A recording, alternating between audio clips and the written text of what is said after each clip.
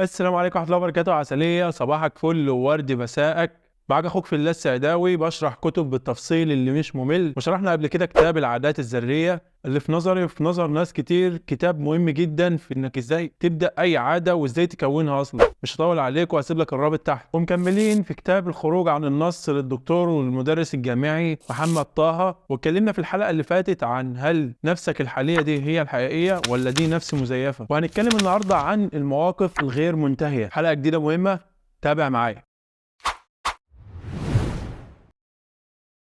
كم مرة كان بينك وبين مديرك حوار حاد واضطريت تكتم الكلام جواك وتسكت عشان خايف على أكل عيشك وماسك نفسك عليه بالعافية؟ امتى كان آخر مرة كان في جواك مشاعر غضب ناحية حد وما عبرتش عنها؟ طب فاكر حب ابتدائي لما كل مرة كنت تشوفها ونفسك تروح تقول لها بس تمسك نفسك وتكتم الكلام جواك؟ طب فاكر المدرس اللي كان بيزعق لك ويتنمر عليك ويضربك؟ فاكر الكلام اللي اتحشر في زورك ساعتها؟ طب فاكر إحساسك وانت باصص في عين أبوك وهو بيزعق لك وانت ما تملكش غير قلة الحيلة والدموع؟ طب فاكر الكلمتين اللي انت كان نفسك تقولهم لحد عزيز عليك وما جاتلكش الفرصة تاني وما عرفتش تقولهم؟ تفتكر كل الكلام ده راح؟ تفتكر كل المشاعر دي اختفت؟ تفتكر المواقف دي خلصت؟ احب اقول لك يا عسلية، لا، الكلام لسه مدفون جواك والمشاعر لسه مدفونة في أعماق وعيها، والمواقف دي متخزنة في صورة الكاتب بيسميها المواقف الغير منتهية. كل واحد فينا جواه زي متحف من الآثار القديمة اللي انتهى وقتها، بس هي لسه عايشة ولسه محتفظة بتأثيرها وقيمتها لحد دلوقتي. والمتحف ده حقيقي وبيأثر في كل فكرة وشعور ورد فعل.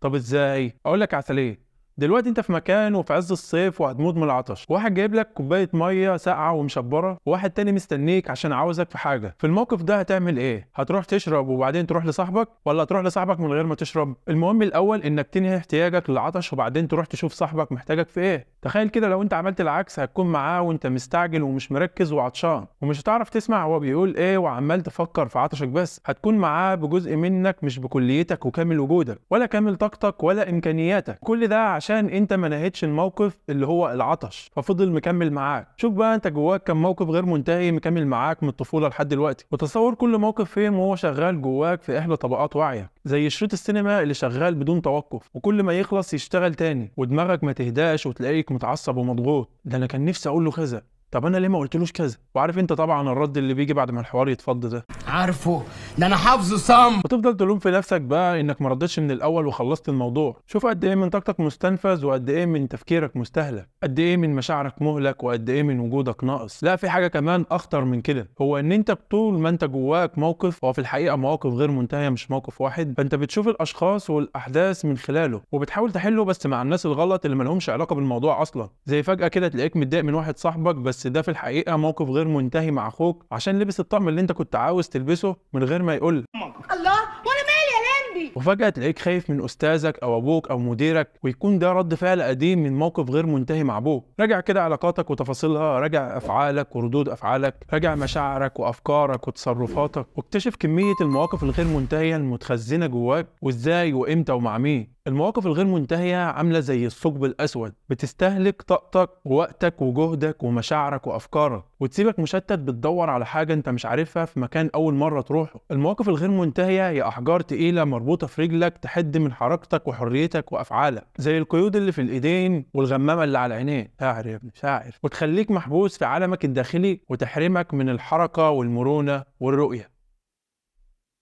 طب نعمل ايه بقى عشان كل المشاكل دي؟ بص يا عسلية، قدامك حل من اتنين، والحل الاول هو انك تروح للشخص اللي حصل معاه الموقف غير المنتهي وتنهيه نهاية مختلفة. يعني تقول له اللي كان نفسك تقوله وتعمل اللي كان نفسك تعمله وتخليك مسؤول وشجاع. وغالبا وقتها تفتكر ان معظم اللي انت كنت خايف منه كان سراب وكل مخاوفك كانت غير حقيقية، وساعتها كل حاجة تاخد حجمها الحقيقي وتبدأ من اول وجديد.